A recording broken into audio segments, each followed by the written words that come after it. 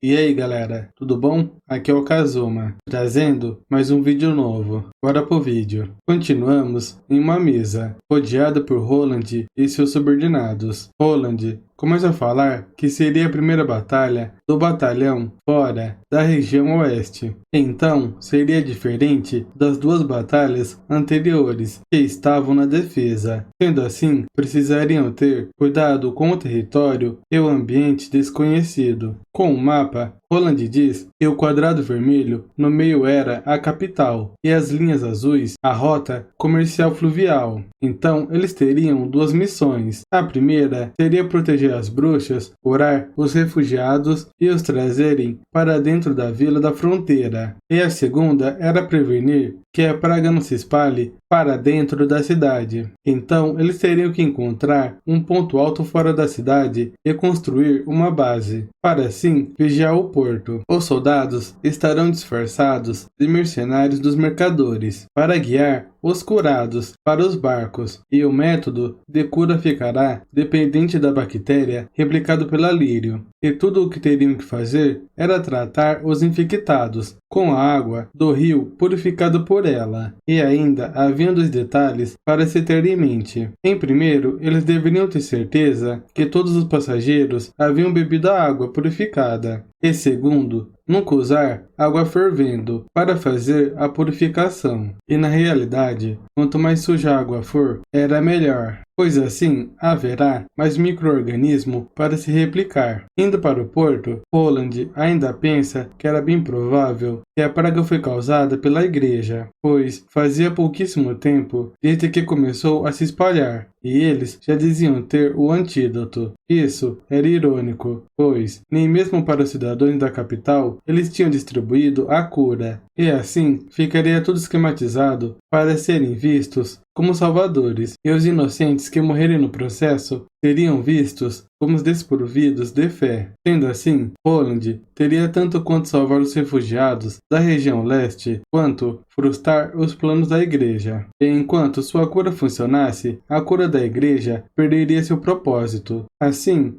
Roland espera que tudo se saísse como planejado. Já à noite, na capital, vemos Margaret e Theo. Margaret estava surpresa, pois Roland queria transportar todos os refugiados para a região oeste. Então, Theo diz que Vossa Alteza queria que ela pudesse providenciar vários barcos, pois não seriam mais apenas 2 ou 3 frotas, e também esperava conseguir transportar todos os refugiados em 3 dias. Margaret fala que isso era impossível, pois, mesmo se metade das pessoas morressem, ainda assim seria necessário 100 navios, e para isso, todos os navios da Guilda dos Mercantes teriam que parar as suas rotas, e mesmo assim não iriam chegar a tempo, e ainda iria perder muitas moedas de ouro. Com um olhar sério, Margaret diz que as máquinas a vapor não iriam compensar o prejuízo, e isso não iria ser um bom negócio, e como mulher de negócios, ela teria que recusar. Calmamente, Theo pega uma carta que estava em seu bolso e a entrega, dizendo que Vossa Alteza não tinha prometido nada quanto aos custos, mas, pelo que ele conhecia, nunca deixaria os seus amigos em prejuízo. E transportar todos em 3 dias foi um plano de última hora, e caso isso se prolongue muito, a igreja vai estar na porta deles rapidinho. E a Relâmpago também iria participar da missão. Então, seria perigoso se eles descobrissem as bruxas. Margaret, ao ler a carta, apenas pergunta quando. Theo fica sem entender. Então ela reforça, perguntando para quando ele precisaria dos barcos. Enquanto isso, em uma igreja, várias flechas são disparadas. Um figurante em cima da muralha fala para não deixarem esses demônios mancharem a terra sagrada. Uma das bruxas cria uma parede de pedra, assim se defendendo de algumas flechas. Usando sua magia de água, Molly se defende com muita facilidade. E a outra bruxinha, que usou uma barreira para se defender, não conseguiu muito bem.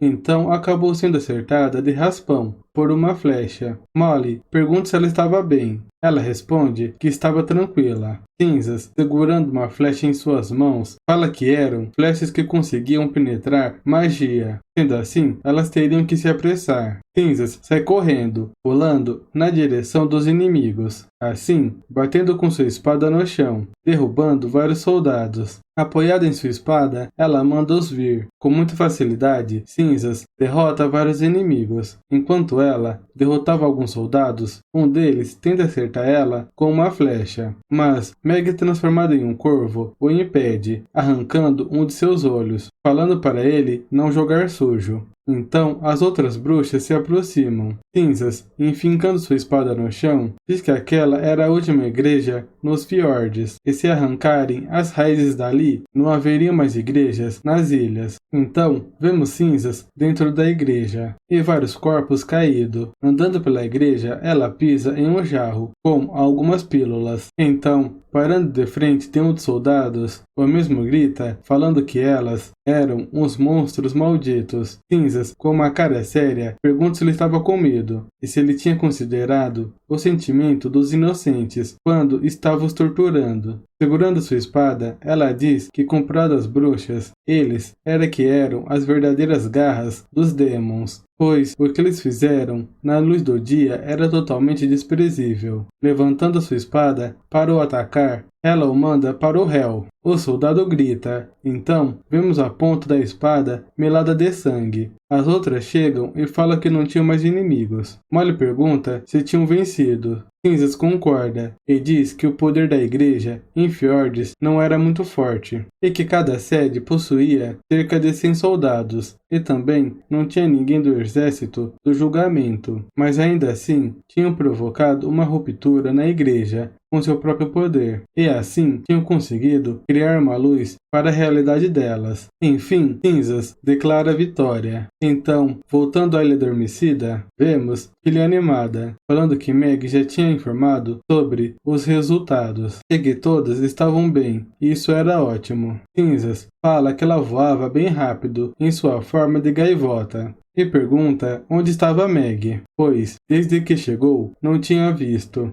Tilly diz que ela saiu assim que relatou a vitória. Cinzas pergunta se ela tinha voltado para a região oeste. Tilly concorda e supõe que ela deve ter feito muitos amigos lá, já que estava ansiosa para voltar assim que chegou. E se ela não tivesse pedido para ajudar na luta contra a igreja, provavelmente ela teria ido embora logo depois de entregar a carta de Roland. Ele continua falando que estava muito curiosa sobre aquele lugar. Cinzas fala que talvez não devesse ter mandado ela para lá. Ele discorda e diz que foi bom, e por causa disso, eles estavam se comunicando, e que tinha enviado uma carta para Roland. Então pergunta a Cinzas se ela sabia o que tinha dito. Ela responde que tinha rejeitado, pois viajar pelo mar já era perigoso, e seria ainda mais se enviasse bruxas para a região oeste. Tilly diz que tinha aceitado a oferta, deixando Cinzas surpresa, e também tinha explicado todas as habilidades das bruxas não combatentes, além de falar que ia pensar em mandar algumas bruxas se ele conseguisse garantir a segurança delas. Muito empolgada, Tilly fala que Roland havia dito sobre educação, conhecimento, amizade e desenvolvimento, lado a lado e em conjunto. Sendo assim, poderia até visitar a vila, caso fosse necessário.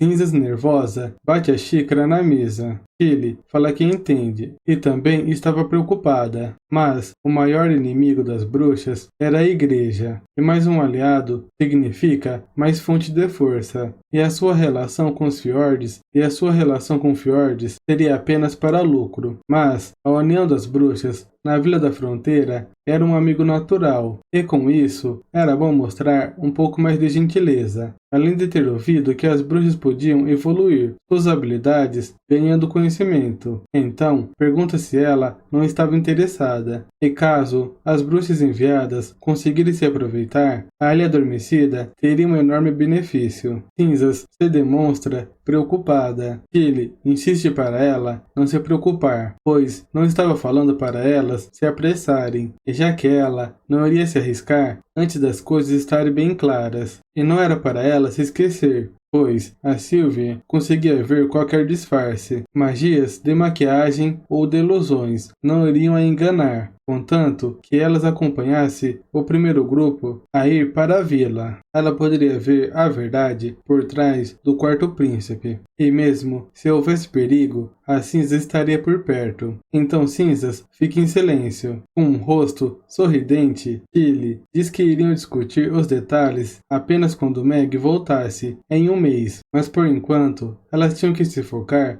em coisas mais importantes no momento. Cinza, sem saber, pergunta que coisas eram essas. Tilly diz que não era apenas o continente do reino, que possuía ruínas, mas as Ilhas Fantasmas também possuía, e a maioria dessas pedras foram trazidas de lá. Então, ela queria ir agora. E já que a igreja se foi, Cinzas pergunta se ela estava falando do lendário rio Fantasma Carmesim, e que essas ruínas apareciam normalmente no meio do oceano, e nelas haviam monstros marinhos, e vários exploradores já haviam morrido só de se aproximar, e nem sabiam onde eram. Então, como iriam encontrar tais ruínas? Ele concorda, mas ela conhecia alguém que podia as levar. E para falar a verdade, esse excelente explorador estava na ilha adormecida, e foi ele quem havia encontrado as ruínas. Então, vemos trovão em cima de um morro. Assim, acabamos a parte 21. Continuamos nos arredores da capital. Echo e Brian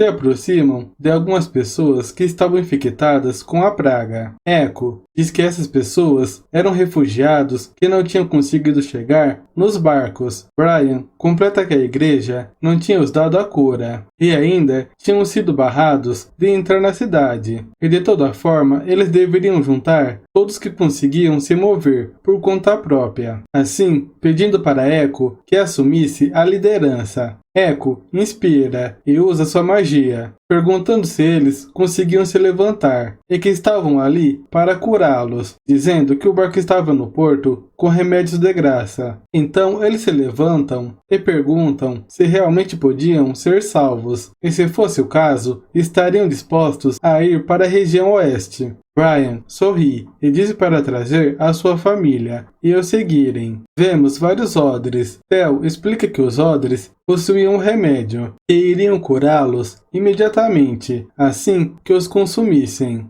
E a igreja tinha anunciado que a doença tinha sido causada pelas bruxas, mas era apenas uma mentira ridícula, contada para os explorarem. Continuando, Theo diz que Vossa Alteza Roland não havia só trazido o remédio, como também não estava cobrando nada por ele. Um dos figurantes reclama que isso era bom demais para ser verdade, e não acreditava que isso era de graça. Enquanto ele reclamava, uma garota termina de beber a água e fica espantada, pois realmente funcionava. Os outros também tomam e agradecem. As pessoas empolgadas gritam que era incrível, pois estavam salvos, e dão vida longa a Vossa Alteza Roland. Theo continua falando que Vossa Alteza atualmente estava desenvolvendo a região oeste. Sendo assim, era preciso de várias pessoas para trabalhar nas plantações, construir casas, pavimentar as ruas, e do mesmo jeito que não estava cobrando nada pelo remédio, também não estava forçando ninguém a ir para a região oeste, mas havia dado sua palavra que se viajarem para lá e trabalharem, iriam receber comida, abrigo e compensação, e não importava qual as suas especializações, pois todos iriam receber um trabalho adequado, e todos que tivessem dispostos deveriam andar até o barco para embarcar para seu novo lar, pois iriam partir em 3 dias. Então, escutamos várias pessoas falando que queriam ir para a região oeste e que estavam dispostas a trabalhar para a Vossa Alteza. Brian, conversando com Theo, diz que até agora estava tudo nos conformes e poderiam zarpar assim que o navio estivesse cheio e ir seguindo a sequência. Theo diz que precisava agradecer a senhorita Margaret, pois ela tinha conseguido providenciar todos aqueles navios em tão pouco tempo. Brian pergunta o que eram esses barris de vinho. Theo responde que eram para guardar a água purificada de Lírio. Assim era mais fácil de levar para dentro da cidade, pois estava mais difícil de entrar nesses últimos dias. Se gabando, Theo diz que todas as entradas da muralha estavam bem guardadas, por causa das massas do lado de fora, e era ótimo que as entradas laterais estivessem abertas para os mercadores transportarem comida, e já havia feito seus preparativos. Afinal, ele conhecia os guardas da patrulha, então eles não iriam dificultar as coisas para ele. Brian diz que estava feliz de terem um navio da capital. Theo e Brian percebem uma movimentação diferente. Brian intercepta os figurantes e pergunta o que estava acontecendo. O figurante diz que a Relâmpago, enquanto estava de observação, havia relatado que alguém pulou do navio para tentar fugir e que provavelmente deveria ser um rato no meio das massas, surpreendendo tanto Theo quanto Brian. Vemos Rio Fakes deitado no chão, com suas mãos amarradas. Machado de Ferro aponta uma arma para Rio e fala que os refugiados tinham dito que ele não era da região leste e não parecia estar infectado, pois estava muito energético, perguntando por que ele estava ali, quem tinha o enviado, e que ele deveria falar suas últimas palavras. Rio fala que não é um inimigo, pois se chamava Rio Fakes, e Theo sabia quem ele era. Brian e Theo chegam correndo. Theo explica que ele era o Martelo Negro, um rato recém-recrutado, e tinha ordenado para que ele espalhasse informações, mas não esperava que ele se infiltrasse nas massas, correndo o risco de se infectar. Rio diz que ele tinha mentido para os dedos esqueléticos e que não trabalhava para Timothy, mas sim para Roland Wimbledon. Theo e Machado de Ferro olham furiosamente. Theo diz que ele sabia demais, então era melhor que ele fosse nadar com os peixes. Rio, desesperado, fala que tudo que tinha escutado foi de um soldado e que poderiam trabalhar juntos, pois estava disposto a trabalhar para Vossa Alteza Roland. Machado de Ferro, segurando pelos cabelos de Rio, pede perdão, pois Vossa Alteza não precisava de lealdade de um rato. Rio diz que não era um rato, mas na verdade era um cidadão livre da capital e era um inimigo de Timothy. De repente, um frasco cai do seu bolso. Theo fica surpreso. Então, pegando o frasco, Rio diz que era a cura sagrada da igreja e que tinha comprado no mercado negro por um preço bem alto. E se quiserem pesquisar sobre, poderiam levar, contanto que ele pudesse ajudar Roland a derrubar Timothy. Brian pergunta o que Theo achava. Theo, olhando para o frasco em sua mão, fala que normalmente escolhia a opção mais segura, quando não podia diferenciar se estavam mentindo ou falando a verdade. Esmagando o frasco, Theo diz para matá-lo imediatamente. Porém, Hoshino surge, falando que era seu dia de sorte, pois ele havia se encontrado com ela. Rio explica sobre seu passado, e que não tinha se quebrado apostando, e que nem sua esposa tinha fugido com alguém, e essas eram mentiras que havia inventado, mas na verdade ele era um membro de um grupo circense, e normalmente se apresentavam nos distritos centrais da capital. O grupo não era muito grande, porém era bem entrosado, e também tinha conhecido sua esposa nessa época, e com a bênção de todos tinham se casado e pouco tempo depois havia conseguido juntar dinheiro para comprar uma casa na capital. Porém, isso não durou muito tempo, pois tudo foi destruído por Timothy, quando começou a caçar as bruxas. A patrulha tinha ido atrás de suspeitos sobre a ordem irredutível, e por causa disso, a sua esposa tinha sido capturada. Rio, pensando que poderia libertá-la com o dinheiro, ou pelo menos poderia visitá-la, o carcereiro pegou o dinheiro, mas ainda assim foi barrado e disse que a deixaria ir depois de um tempo. Mas quando ele foi notificado para buscá-la, só restava um corpo espancado. Hill, tentando ao máximo fazer justiça em nome de sua esposa, o carcereiro só foi apenas punido com 10 chicotadas e tinha recebido 3 moedas de ouro como compensação. E como caçar bruxas era o desejo de Timóteo, nenhum juiz iria fazer algo ao seu favor. Sendo assim, tinha decidido se vingar contra o novo rei. Então, como não tinha talento para lutar, tudo o que podia fazer foi se infiltrar nas várias organizações do submundo, reunindo informações sobre Timóteo e distribuindo para os inimigos dele, e por conta disso estava vigiando secretamente as ações de Tel. Sendo assim, Hill diz que estava disposto a trabalhar para Roland, se isso significasse a queda de Timóteo, complementando que poderia reunir informações para ele. E se fosse necessário, subiria cachoeiras e iria até o inferno. Para isso, Tel pergunta para Rochinol o que ela achava da história dele. Ela fala que não tinha nenhuma mentira, mas quem decidia se ele era útil ou não era ele. Hill fala que então estava usando bruxas para determinar se ele estava mentindo ou não, e diz que os métodos de Roland não eram nada ortodoxos, pois ele estava salvando o máximo de refugiados que pudesse, e estava se aliando às bruxas, que são ignoradas pela sociedade. Com tristeza em seus olhos, ele complementa que se Timóteo fosse como Roland, sua esposa não teria. Rochinol e Tel, escutando isso, ficam felizes, pois, pelo jeito que ele tinha dito, era verdade. Tel, desamarrando as cordas de Hill, diz para entrarem juntos na cidade, pois ele tinha muito a que aprender e queria ser um informante de Vossa Alteza. Mais tarde, na base dos dedos esqueléticos, o chefe, segurando o anel de prata e pote, diz que o remédio de Tel era realmente incrível e que aqueles 2 azarados tiveram sorte no fim das contas. E se não fosse pelo remédio de Tel, eles provavelmente teriam apodrecido no porão. Dedinho empolgada, fala que o remédio realmente curava a praga, perguntando onde ele tinha conseguido e se ele estava envolvido com a igreja. Vemos que Fakes também estava sentado na mesa. Tel diz que não precisavam da igreja se queriam curar a doença, e culpar as bruxas era só parte do esquema, já que os mortos não podiam argumentar, e o remédio tinha sido dado por alguém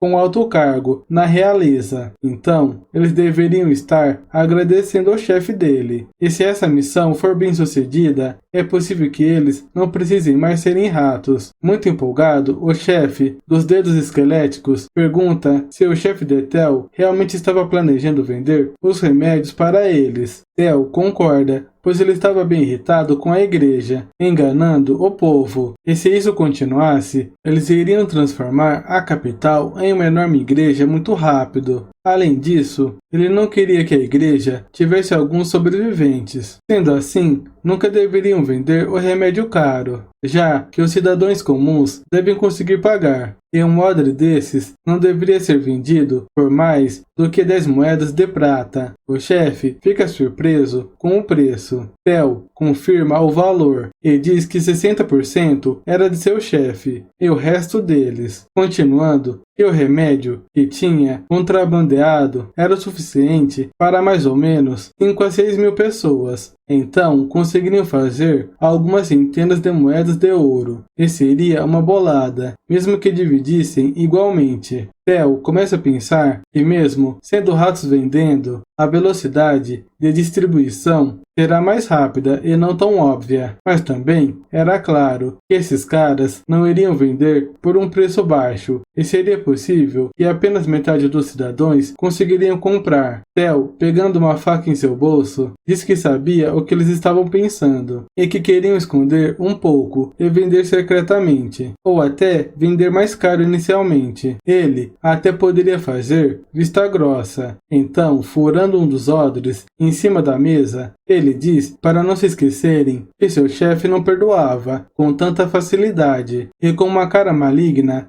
fala se não queriam acabar no fundo do poço, então deveriam seguir todas as instruções, pois afinal não daria para aproveitar a riqueza se tivesse morto. E também iria precisar de limite de compras para prevenir a revenda. Uma pessoa só poderia comprar apenas um odre e deveria usá-lo imediatamente. Theo continua falando que era o trabalho deles decidir quem e onde vender, mas estaria de olho. Então pergunta se eles aceitavam o trabalho. O chefe olha pensativo. Assim, tira a faca enfiada no odre e com uma cara confiante diz que estava dentro. Theo fala que as carruagens com remédio iriam chegar na taverna no pôr do sol em 2 dias, e para não se esquecerem que seu chefe não aceitava falhas. Assim acabamos a parte 22. Continuamos na igreja da capital. Vemos algumas pessoas formando uma fila, em frente a um sacerdote. A primeira pessoa se ajoelha e, implorando pela cura, diz que toda sua família tinha sido infectada pela praga e havia perdido tudo para os ratos, na busca pelo remédio. Assim, pedindo perdão pelo seu coração desleal, pois não deveria ter procurado atalhos no mercado negro. E com um ovo em mãos, ele diz que isso era tudo o que tinha restado, e para o aceitar. O sacerdote, pegando o ovo, fala que a vontade dele naturalmente seria punida se ele tivesse fé no injusto e fraudulento mercado negro. Mas Deus sempre estende a mão para aqueles que andam pelo caminho errado. Afinal, só continuarão afundando se não perceberem seus próprios erros. Sendo assim, ele diz para o súdito se levantar, pois Deus havia o perdoado. O figurante fica feliz, agradecendo muito, e diz que a partir de agora iria devotar a sua vida inteira para a igreja. Então, outro membro da igreja, se aproximando do sacerdote, diz que um rato havia relatado a situação, e parecia que alguém de fora da cidade estava transportando os infectados sem parar. O sacerdote fica espantado ao ouvir isso.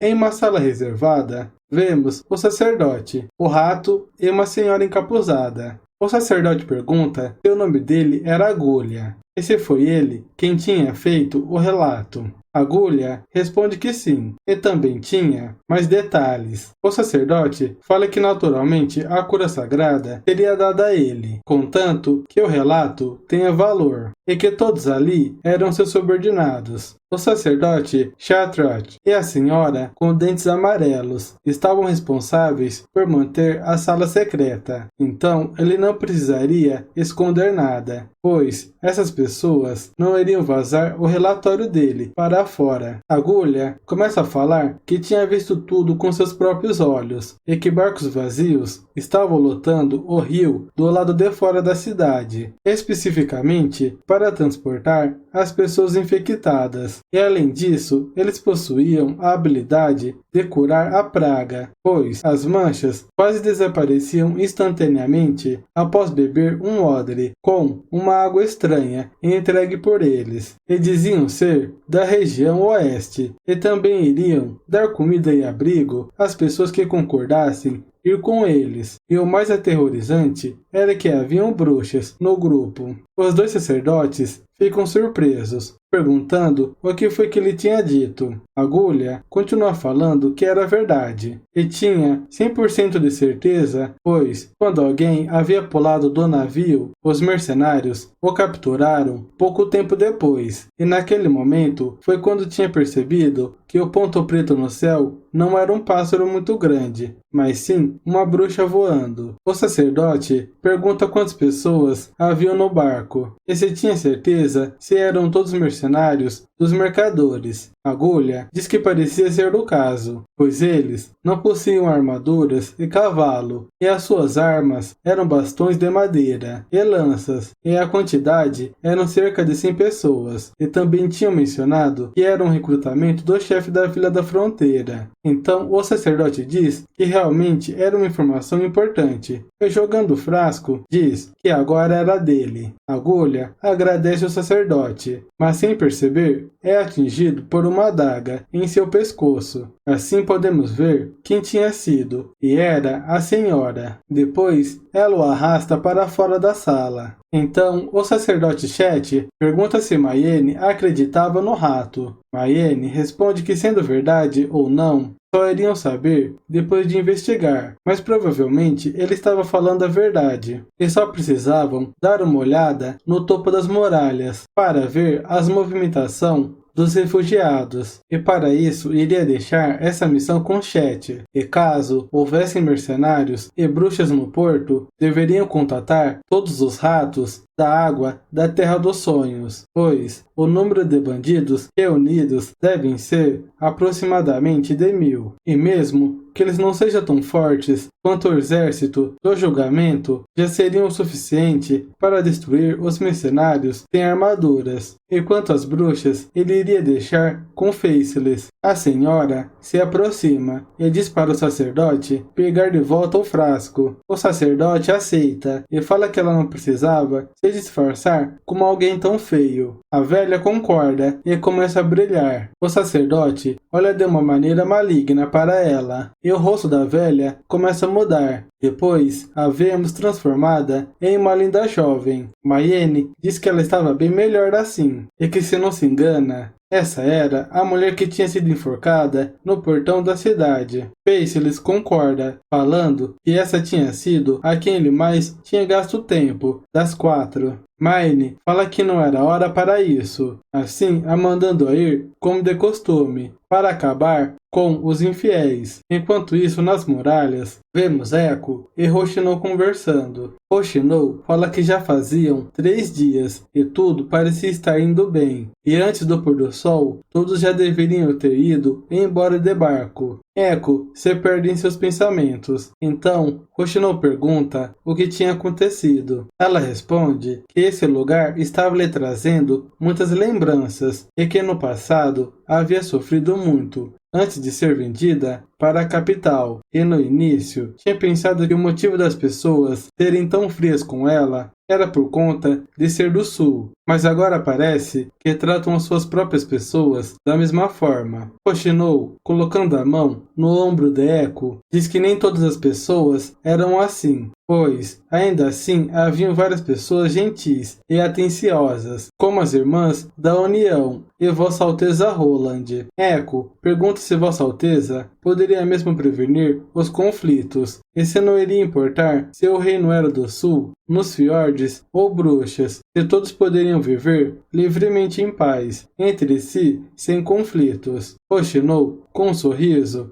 fala que, se depender de Vossa Alteza, ela sentia que iriam conseguir, mas não por causa de suas máquinas estranhas ou armas poderosas, mas sim por conta de sua personalidade. Echo complementa que sempre sentiu que ele não era daqui e que não sabia explicar a diferença, mas era apenas a intuição, e esperava poder visitar a região sul quando esse dia chegasse. Em cima de um morro, vemos Tel e Machado de Ferro, observando alguns ratos reunidos. Machado de Ferro diz que provavelmente estavam planejando algo. Tel fala que a maioria das pessoas do submundo eram apenas bandidos e assassinos, e não é como se eles fossem organizados. Então era comum que as informações vazassem, e eles eram parte de uma organização chamada Água da Terra dos Sonhos, de acordo com os relatos, e provavelmente estavam sob as ordens de alguém, pois não teriam deixado seu próprio território tão facilmente, e um grupo de ratos não seriam um grande problema, mas talvez poderiam tentar atrapalhar as vendas dos remédios na capital. Tel supõe que eles provavelmente não iriam conseguir, pois não poderiam interferir com o time da patrulha. Sendo assim, era improvável que conseguissem o parar, e mesmo que os dedos esqueléticos fossem ficar de proteção da carga, assim que entrar na cidade, ele ainda iria ficar lá por essa noite, para monitorar as vendas, e por causa disso, não iria conseguir ver o Machado de Ferro no dia seguinte.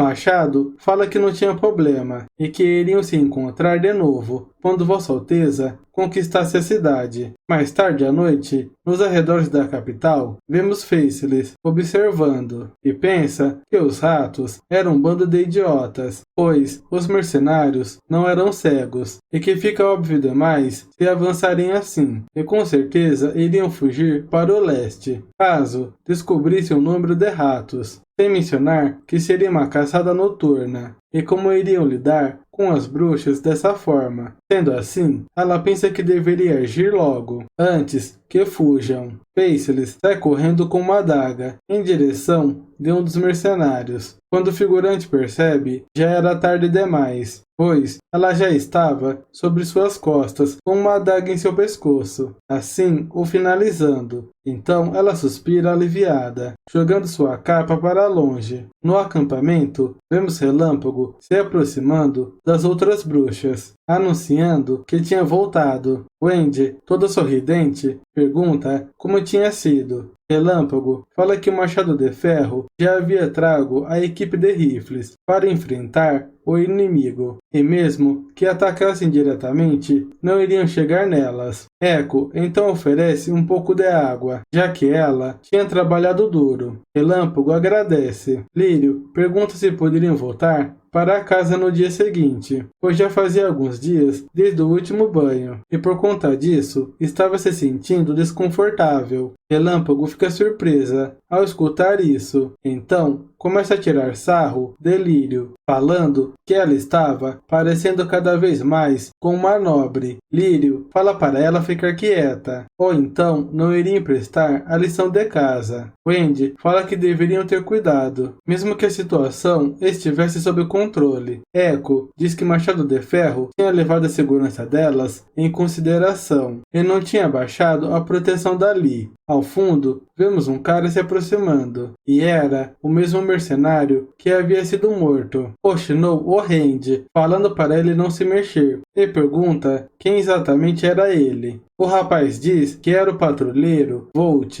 Hoshino séria diz que nunca tinha visto magia se reunir no corpo de um homem, e que ele era uma bruxa que tinha se infiltrado no acampamento, ou um extremamente raro bruxo. Mas não importava qual fosse sua resposta, pois nunca poderia ser Volt, e poderia o poupar se colocasse suas mãos nas costas e se ajoelhasse. Volt, olhando sério, age rapidamente, empurrando Hoshino, e assim pega sua adaga da bainha, partindo na direção de Lírio. Wendy grita pela garota, e também sai correndo na direção dela. Wendy se põe na frente de Lírio, fazendo com que Volt acertasse. Hoshino, com sangue nos olhos, dispara sua arma, acertando o peito de Volt, o fazendo cair no chão. A ilusão começa a se dissipar. Percebemos que era a bruxa Faceless. A mulher pensa que era uma pena não ter conseguido eliminar uma das infiéis, e que tinha decepcionado o arquebispo Heather. Lembrando de seu passado, vemos Heather estendendo a mão, falando que ela era bem admirável, a chamando para se juntar a eles, a se tornar um membro do tribunal. Depois ela pergunta se tinha gostado do nome que tinha lhe dado, e significava poeira em sua religião. Voltamos ao presente. Chorando, a bruxa pronuncia Alfra. Hoshino suspira aliviada. Lírio, com lágrimas em seu rosto, pergunta se Wendy tinha se machucado. Ela responde que estava bem, e não tinha sentido nada, pois não havia perfurado totalmente, e a roupa protetora de Vossa Alteza tinha realmente funcionado. Lírio, ainda em lágrimas, fala que estava com muito medo, e na próxima não era para ela pular na frente para proteger. Wendy consola a garota, falando que estava tudo bem, pois ainda estava inteira, acariciando a cabeça de Lírio. Wendy diz que também ficou surpresa com o ataque, e que tinha esquecido que poderia ter usado a habilidade para afastá-la, e provavelmente ela não teria chegado perto se tivesse criado um vento forte. Hoshino, guardando sua arma, diz que era normal não reagir rápido. já que elas nunca tinham lutado. Echo fala que foi bom terem a roupa protetora, senão as coisas poderiam não ter acabado tão bem. Relâmpago, olhando para o corpo da bruxa no chão, pergunta por que ela quis atacá-las, pois elas eram iguais. Roshinou fala que elas não eram iguais, e ela não era mais do que uma pessoa infeliz. Na noite anterior, ao retornar para a Vila da Fronteira, os ratos, muito tempo atrás, haviam lançado um ataque em larga escala durante a noite e foram repelidos pelo 1º Batalhão, e tinham sofrido apenas 5 casualidades. E por conta dos disparos contínuos, a luta tinha acabado antes mesmo de começar o combate corpo a corpo. Assim, os ratos se espalharam em todas as direções, se aproveitando da escuridão noturna, e como não havia motivos para os seguirem, apenas os deixaram fugir. Então, 4 dos soldados que estavam feridos tiveram seus sangramentos interrompidos, antes mesmo de serem enfaixados, e as feridas não se infectaram, pois a Lírio estava presente. E quanto ao homem que morreu nas mãos da bruxa, foi encontrado no campo de trigo, e aquele soldado tinha sido morto em terras estrangeiras, e recebeu um enterro apropriado. E a primeira batalha, longe de casa, do 1º Batalhão, não pode ser considerada uma falha, mas, ainda assim, não poderia ser considerado uma vitória. E com esses sentimentos complicados, eles voltaram à viagem de volta para casa. Assim acabamos a parte 23. Continuamos em um barco no meio do mar. Trovão fala que os fiordes possuíam várias ilhas, e até agora ninguém nunca tinha passado da fronteira delas. E quanto mais ao leste viajasse, mais imprevisível o clima ficava, e o mesmo se aplicava para as ilhas. Chile pergunta se ele nunca tinha chegado ao fim das ilhas, pois diziam que ele era o melhor explorador dos fiordes, e além dele, só existia alguns que ousavam cruzar a ilha da Chama Ardente e continuar navegando para o leste. O Trovão, gargalhando, diz que ela estava exagerando e que de fato todo ano pessoas corajosas dos fiordes navegavam para o leste em busca de uma ilha nova. Mas, com as trombas d'água violentas e as névoas que surgem de repente, eventualmente, fica impossível de continuar em frente. Cinzas pensa que muitas pessoas achavam que o grande explorador Trovão já havia morrido, pois seu paradeiro estava desconhecido, e ela nunca tinha pensado que ele estaria na ilha adormecida. E como ele tinha sido o primeiro explorador a descobrir a Ilha Sombria e desenhar um mapa marítimo, Chile enviou bruxas para ajudá-lo em suas explorações, e sobre seu desaparecimento ele nunca tinha comentado, e Chile nunca perguntou também, mas ela deveria saber o motivo. Chile pergunta se foi como a tromba d'água do dia anterior. Trovão concorda e diz que elas apareciam em um piscar de olhos e desapareciam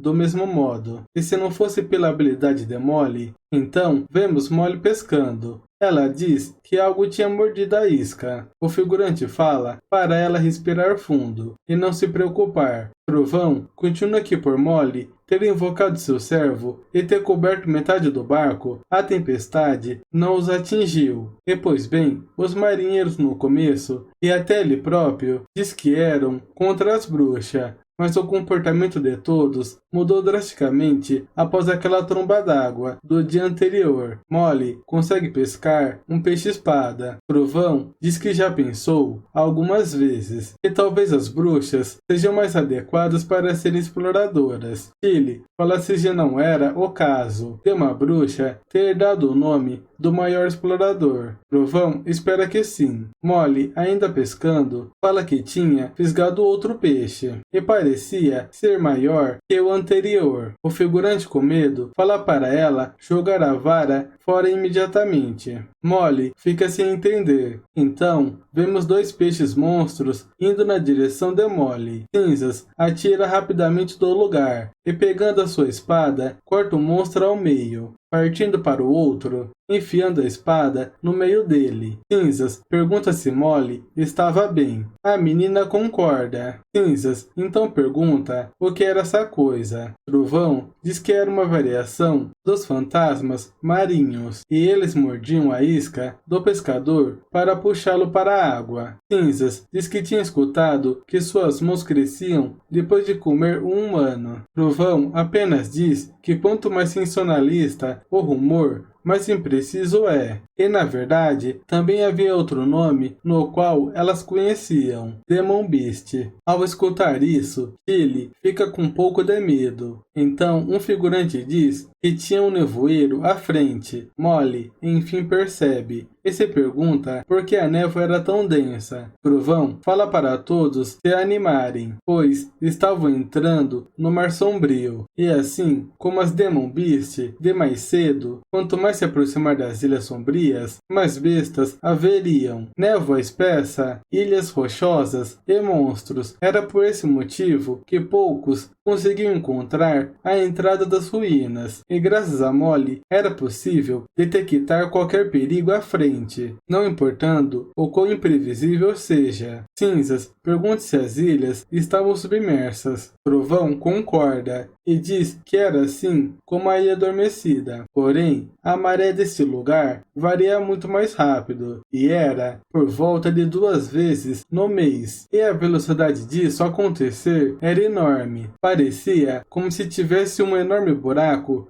sugando a água ao redor, e esse era o motivo para o nível do mar mudar em todo o fiord, e poderiam até ver a ilha principal emergir do fundo, se tivessem sorte. Tilly pergunta se não poderiam esperar toda a água retroceder antes de entrar no Mar Sombrio, pois assim não haveria o risco de atingir ilhas rochosas, já que estariam expostas. Trovão fala que não poderiam esperar, pois assim não iriam conseguir ver o Rio Fantasma Carmesim, e ele era a única coisa que poderia levar os exploradores para a direção das ruínas. Ele diz que estava bem na frente deles. Cinzas pergunta se o que estava na água eram peixes. Trovão fala que eram peixes de escamas vermelhas, exclusivos das Ilhas Sombrias, e que em breve veriam a verdadeira forma do rio. Cinzas diz que muitos peixes estavam se reunindo. Tilly fica impressionada, pois parecia que estavam voando sobre os peixes. Pensando, ela diz que agora entendia. Esse era o Rio Fantasma, um rio que não existia de verdade, pois na verdade era uma rota marítima, criada pelos peixes de escamas vermelhas. Tilly pergunta a Trovão por qual motivo eles agiam assim.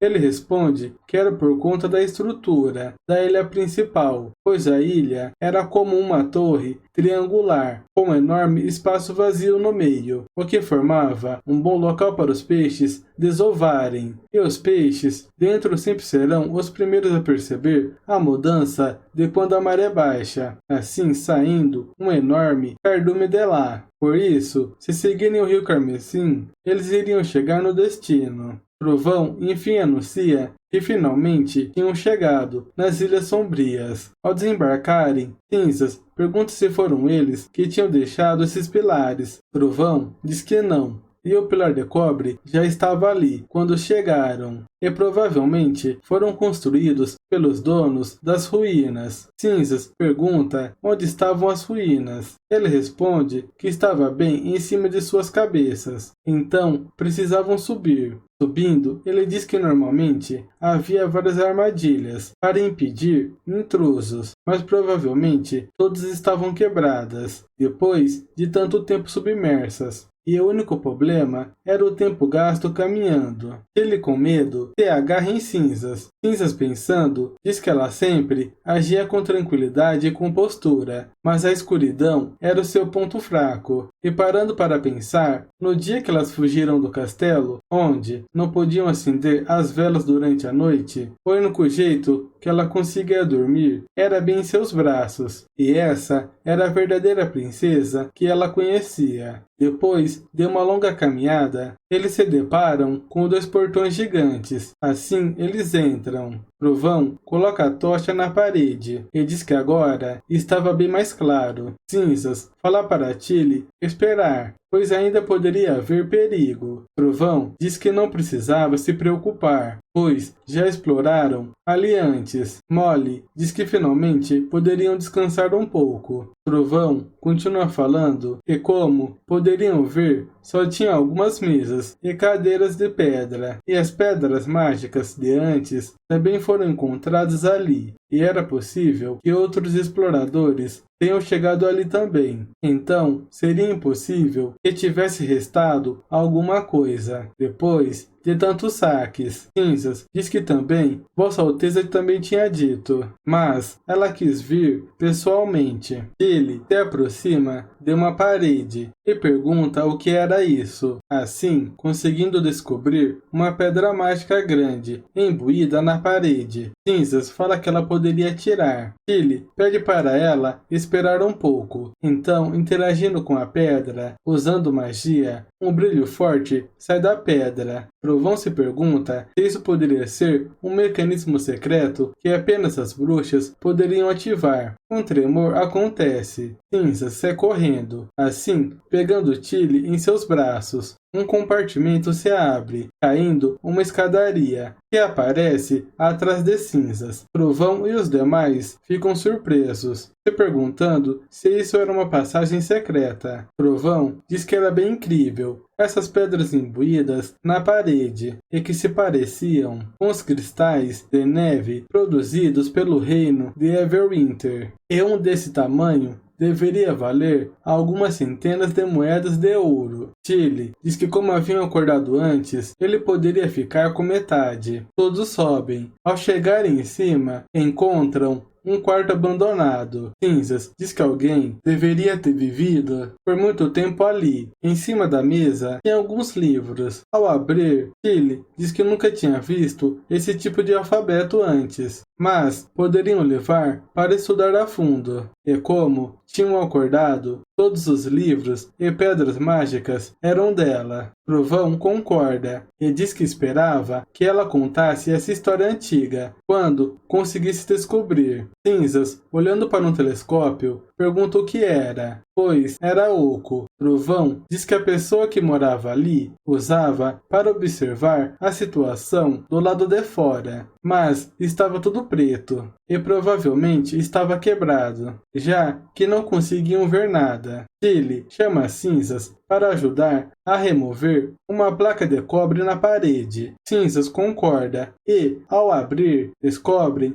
outra pedra mágica embutida. Tilly diz que com certeza isso era outra coisa que precisaria de magia para ativar. Tilly começa a usar a magia, mas fica surpresa, pois o mecanismo era grande demais e sentia como se estivesse absorvendo continuamente o seu poder mágico. Cinzas fala se não era melhor parar, pois gastar toda a sua reserva de magia em um lugar assim seria muito perigoso. Tilly diz que não, pois quase conseguiu e podia sentir isso. Então, outro tremor acontece. Trovão, olhando para fora, percebe algo diferente. Assim, vendo um enorme portão carmesim. Enquanto isso, na Vila da Fronteira, vemos Roland lendo a carta de Tilly. Ela dizia que ela tinha recebido a carta e concordava totalmente com a ideia, mesmo não sabendo por que havia mudado ao ponto de querer ajudar as bruxas de repente. Mas, já que estava fazendo as coisas assim, a igreja tinha se tornado um inimigo em comum. E talvez ele já sabia disso, mas ela tinha se tornado uma bruxa, e esse poderia ser o motivo de todos confiarem nela. Mas ele, em contrapartida, era um príncipe, um verdadeiro nobre, e por conta disso, era incrível que ele tivesse conquistado a confiança de tantas bruxas. Além disso, também estava bastante interessada nas máquinas a vapor que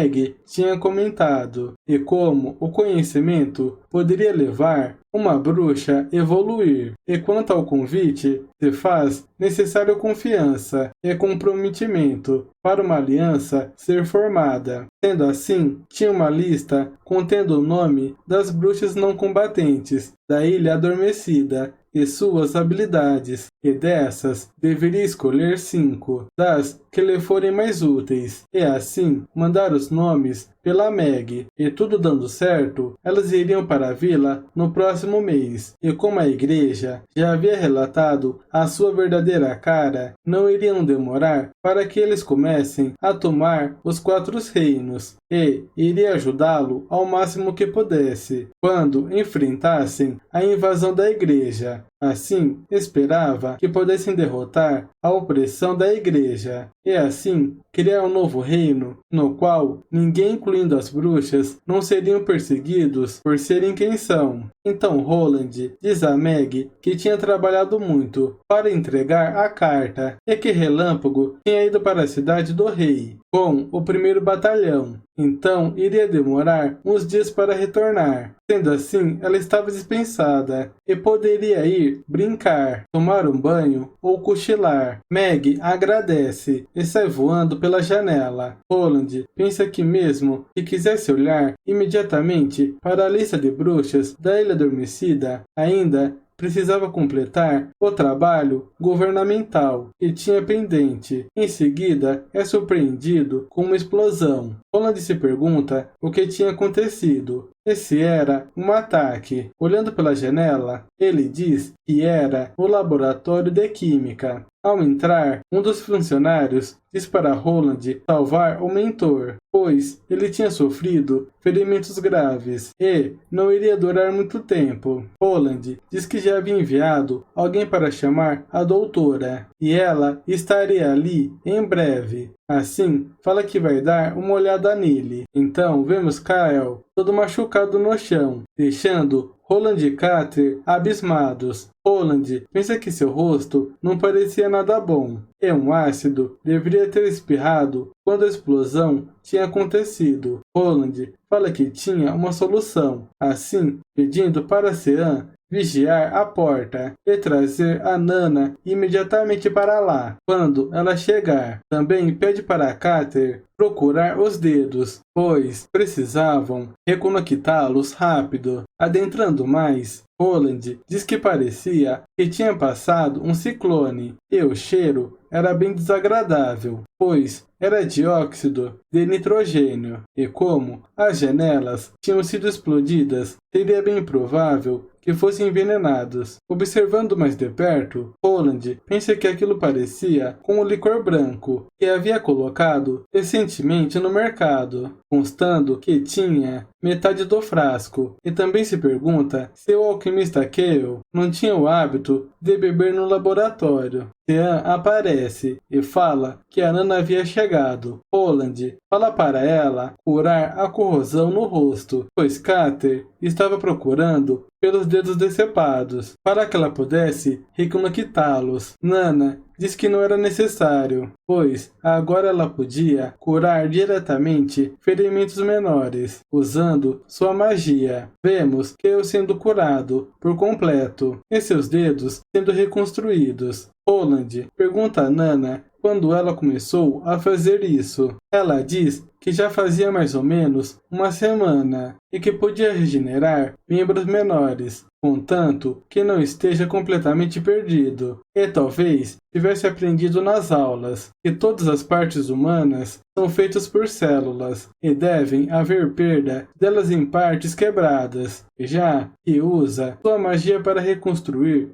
células perdidas. Por que não tentar reconstruir totalmente as partes faltantes? Mas isso consumia muita magia, mas não iria conseguir fazer nada se fosse um pé ou um braço. Afinal, ela não tinha tanta reserva de magia quanto a irmã Ana. Alguém diz que o Sr. Cale tinha acordado. Roland fala que isso era ótimo, perguntando se ele conseguia os ouvir. Cale se levanta rapidamente e diz que a coisa que ele queria fazer tinha obtido sucesso. Assim, acabamos a parte 24. Continuamos com Roland perguntando se Cale estava falando do fulminato de mercúrio. Cale, empolgado, concorda e diz que o reagente que estava faltando era o álcool, pois já havia tentado várias substâncias, mas não obteve sucesso, e isso tinha o deprimido. E indo ao mercado para comprar um pouco de álcool, foi quando tinha se lembrado que na alquimia alimentar dizia que meio álcool se faz necessário para algumas reações químicas iniciarem. Então, purificou o álcool e destilou o licor, e na sexta tentativa acabou sendo um sucesso, assim registrando o tempo de aquecimento e a temperatura da reação. E ao extrair um pouco para os testes, as características batiam com as que Roland tinha passado, um pó ou cristal cinza claro, extremamente sensível. Mas, na hora de filtrar os últimos sedimentos dos tubos de ensaio, uma explosão aconteceu. Roland fala que entende e que ele ficava extremamente concentrado quando estava animado, mas sempre tinha que lembrar de seguir as normas de segurança. E se não fosse pela Nana, talvez ele nem estivesse ali para contar a história. Kyle fica surpreso que Nana podia curar ferimentos causados por experimentos químicos. Empolgado, ele diz que era ótimo saber disso, pois dessa forma iria poder ignorar todos os perigos e testar o quanto quiser. Nana e Roland ficam pasmos. Então, Roland pensa que isso lembrava de algumas coisas, pois o fulminato de mercúrio podia ser misturado com etanol. No excesso de ácido nitrício e nitrato de mercúrio poderia ser usado para agir diretamente com etanol, e dessa forma tinha esperanças de produzir a espoleta para as munições. Mas, mesmo que fosse o caso, ele ainda teria que terminar muitas tarefas antes de criar os designs. Enquanto escrevia, Barov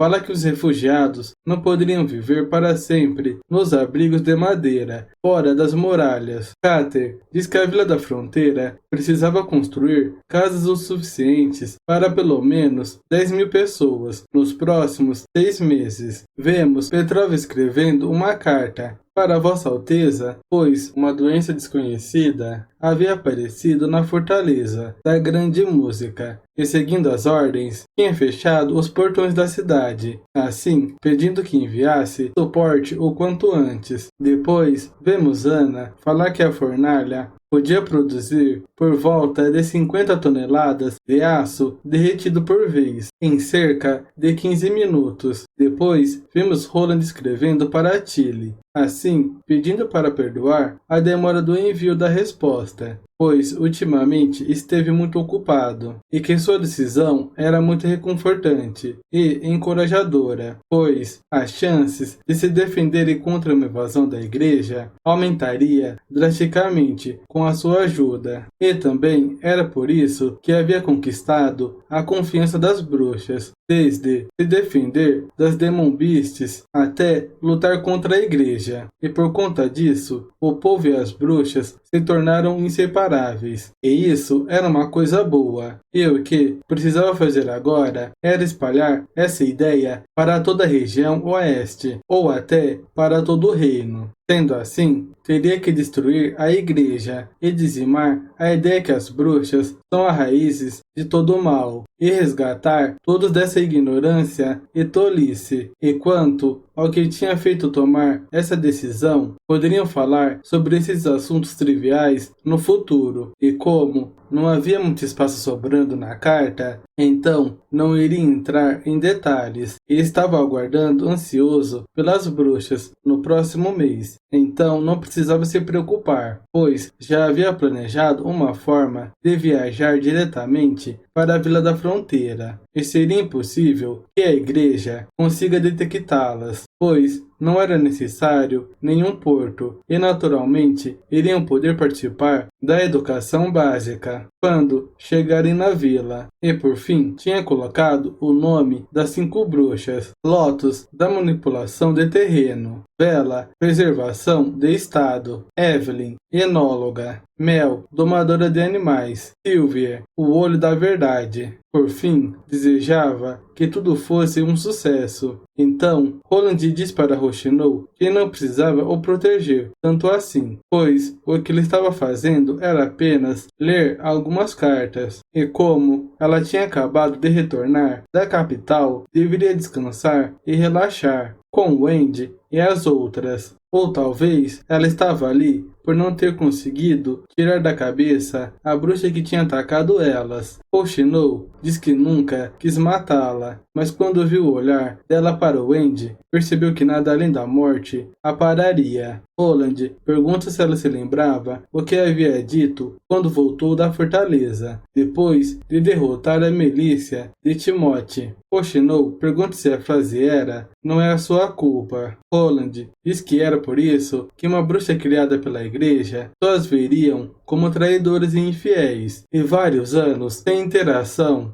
seria quase impossível fazê-la enxergar a verdade, e que pelo menos tinha salvado a vida da Wendy e a das outras. Rochinol pergunta se ele estava tentando a consolar, e na verdade era o que ele pensava, mas dessa vez tinha feito um ótimo trabalho, e era para ele ficar tranquilo, pois não queria ficar triste pelos seus inimigos, e ela trilhou um caminho completamente diferente do que ela queria para o futuro, mesmo sendo uma bruxa, e estava apenas fazendo o seu dever ao eliminar o inimigo e proteger as irmãs. Roland diz que era bom que ela pensasse dessa forma, e ele pensa que tinha subestimado, pois achou que ela estaria depressiva e confusa após matar uma bruxa com as próprias mãos, e não esperava que ela fosse se adaptar em tão pouco tempo. Me parecia que sua mentalidade e crenças já estavam bem maduras. Rochinol fala que tinha mais uma coisa que queria perguntar.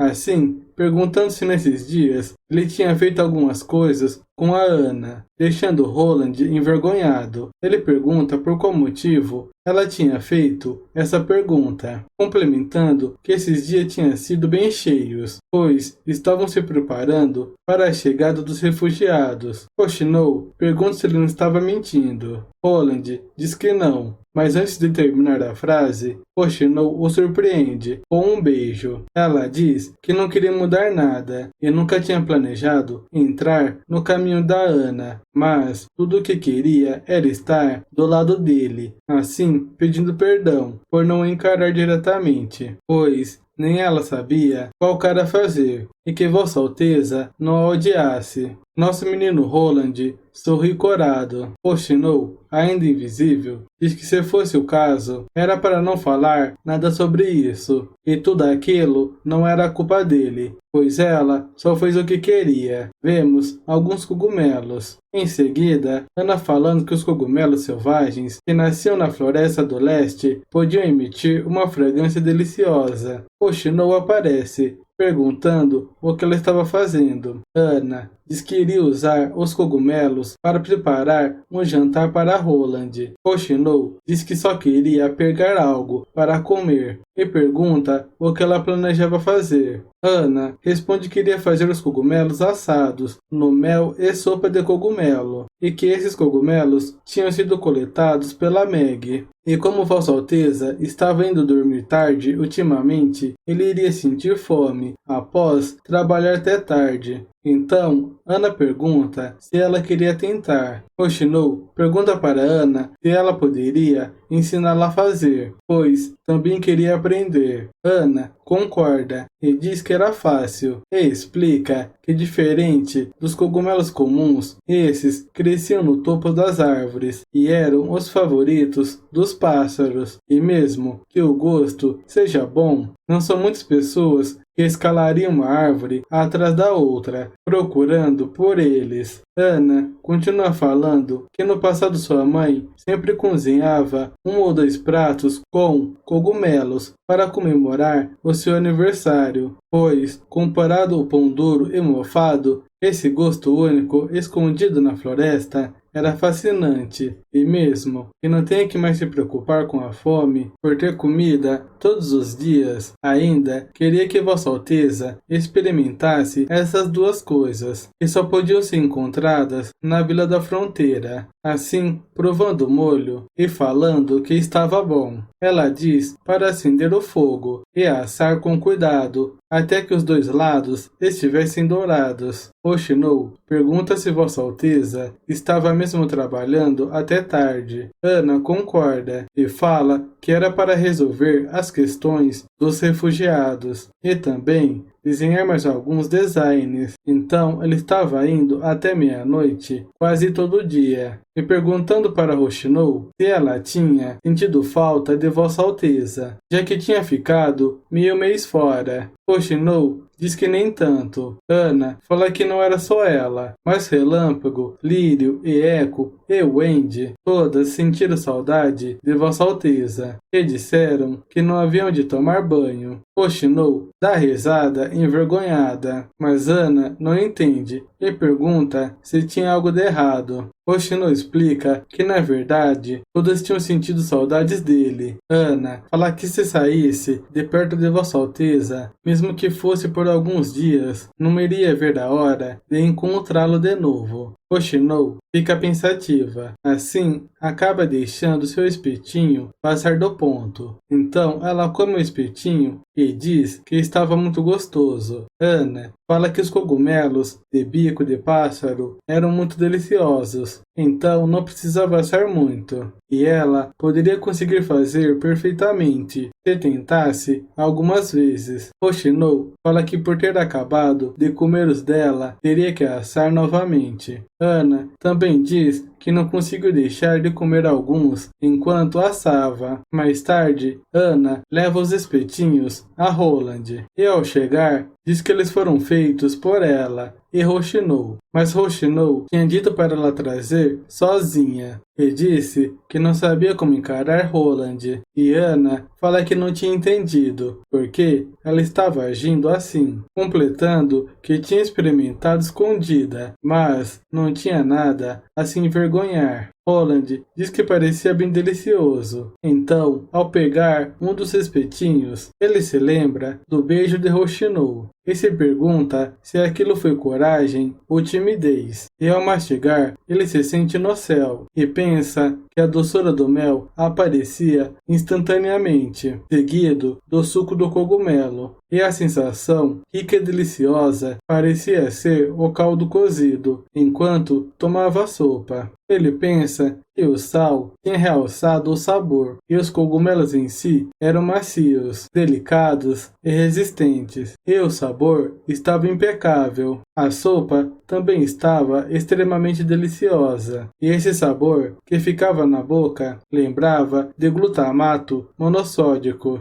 Então, Roland pergunta se tinha sobrado algum cogumelo. Ana diz que não sabia, mas deveria ter mais alguns, já que Meg disse que só voou em volta da muralha e pegou uma bolsa cheia. Ele diz que eram boas notícias, pois estava preocupado por estar ficando enjoado de temperar a carne com pimenta ou mel. Roland também pensa que o mais importante que isso é o ingrediente para extrair glutamato monossódico. Então, comendo um dos espetinhos, ele faz careta e pensa que estava bem salgado. Ana, sorrindo, diz que esse foi assado pela Hoshino e ela tinha aprendido cada passo com muito cuidado e queria que ela aprendesse a cozinhar com ela no futuro. Roland pensa que era meio sem jeito, mas o cogumelo estava bom e provavelmente tinha algo a ver com a vida anterior. Afinal, nunca foi de sair com mulheres quando era um estudante, e mesmo depois de se formar e ir para uma empresa que pagava bem, nada tinha mudado. Então não sabia como responder a esse gesto. e iria precisar de tempo para não largá-los sem cuidado. E também achava que não iria aguentar comer tudo, colocando o espetinho no prato. Roland diz que era bem delicioso e agradece. No outro dia, vemos Roland em cima de um palco, anunciando que seria a primeira cerimônia de premiação à honraria da Vila da Fronteira. E nesse dia, aqueles que fizerem contribuições para a vila seriam recompensados, e que fazia mais de meio ano desde que tinha chegado ali. E nesse tempo, já tinha se defendido contra as Demon Beasts, derrotaram o Duque e tinham tornado a vila no que era hoje. Então, vemos Machado de Ferro, Kyle e Nana recebendo uma faixa vermelha. Roland continua falando que vários tinham se comprometido com a vila, mas alguns tinham se destacado, e não eram os nobres nem os mercadores, e antes de trabalharem para ele, eram pessoas comuns, iguais todos ali presentes, mas agora receberiam generosas recompensas, e isso inclui uma medalha que foi feita com 100 moedas de ouro, 50 acres de terra, e essa não era uma cerimônia comum, pois no futuro seria celebrada uma vez por ano, e, independente de onde veio e de suas riquezas, todos teriam a chance de receber essa medalha, contanto que completassem tarefas mercantes. Os cidadãos, empolgados, dão vida longa a Vossa Alteza. Então Roland diz que em primeiro iria chamar Machado de Ferro, o comandante da equipe de rifle do 1º Batalhão do Exército. Ao fundo, escutamos Echo cantando. Roland continua, pois, como todos sabiam, ele era apenas um caçador comum da vila, antes da chegada dos meses dos Demons, mas agora sempre esteve nas linhas de frente, em cada uma das batalhas que a Vila da Fronteira travou, e um mês atrás tinha liderado os soldados do 1º Batalhão para a capital, no intuito de resgatar os refugiados da região leste, que estavam sofrendo com a praga. Barov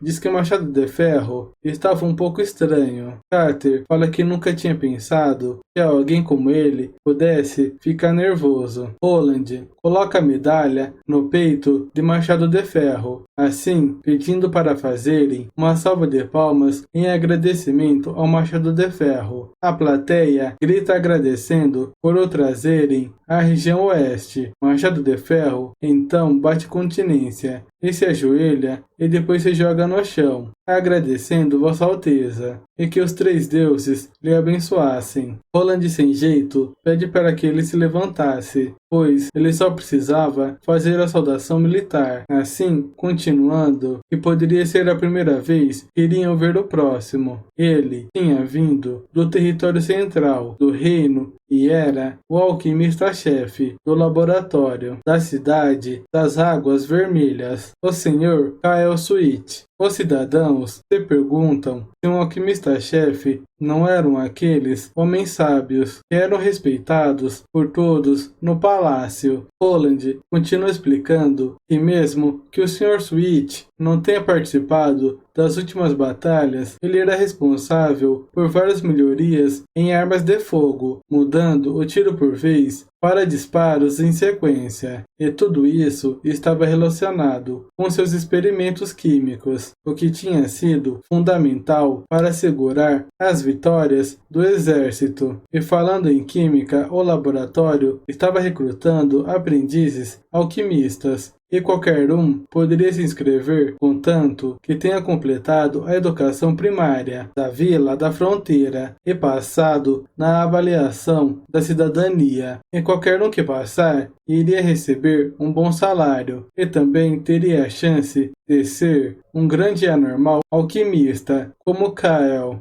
Então, Kyle pergunta para Roland se ele tinha o chamado só para isso, pois era uma total perda de tempo e preferia estar conduzindo alguns experimentos naquele momento. Roland diz que essa era uma grande oportunidade para fazer publicidade, e ele sempre estava reclamando que não tinha pessoas o suficiente, e também planejava escrever para ele a química avançada. quando o laboratório dobrasse de tamanho. Keio, ao ouvir isso, fica muito empolgado, agradecendo, muito feliz, e queria fazer o seu melhor para superar todas as dificuldades e se dedicaria ao máximo pela vila. Em seguida, Roland fala que todos deveriam conhecer a próxima, e ela era a Nana. Ao subir no palco, toda a plateia vai à loucura. Várias pessoas gritam agradecendo por tudo o que ela tinha feito. Um dos figurantes diz para ela vir jantar com eles, se tivesse tempo, pois tinha criado 2 galinhas, especialmente para isso, e ela poderia até escolher se ela queria comer creme de ovo cozido ou sopa de galinha. Roland pensa que talvez todas as bruxas estivessem sentindo o mesmo que Nana, de não serem reconhecidas como a fonte de todo o mal e serem capazes de viver como uma pessoa comum e aceitarem as merecidas bênçãos e agradecimentos. Então, Roland se abaixa e diz para ela não ter medo e apenas responder brevemente à animação de todos e não se esquecer que agora ela era uma representação da União das Bruxas. Então, Nana enxuga as lágrimas com um belo sorriso, agradecendo a todos. Mais tarde no castelo, vemos Roland pensando que o povo estava entusiasmado demais e tinha sido bom que a cerimônia havia acabado, mas ainda estava um pouco cansado, afinal ele tinha feito o papel de orador, anfitrião e de entregar os prêmios, e quase tinha apagado no meio do dia. Roland percebe Ana na entrada de seu escritório, então ele pergunta o que tinha acontecido. Ana pede para ele ficar quieto, e ele saberia assim que entrarem. Roland começa a pensar besteiras, mas ao entrar, ele se surpreende ao ver todas as bruxas o agradecendo por tudo o que ele tinha feito. Assim, acabamos a parte 25. Quem puder, deixe um like e um comentário. E se gostou do vídeo, aproveite e se inscreva para não perder os próximos resumos. Até o próximo vídeo.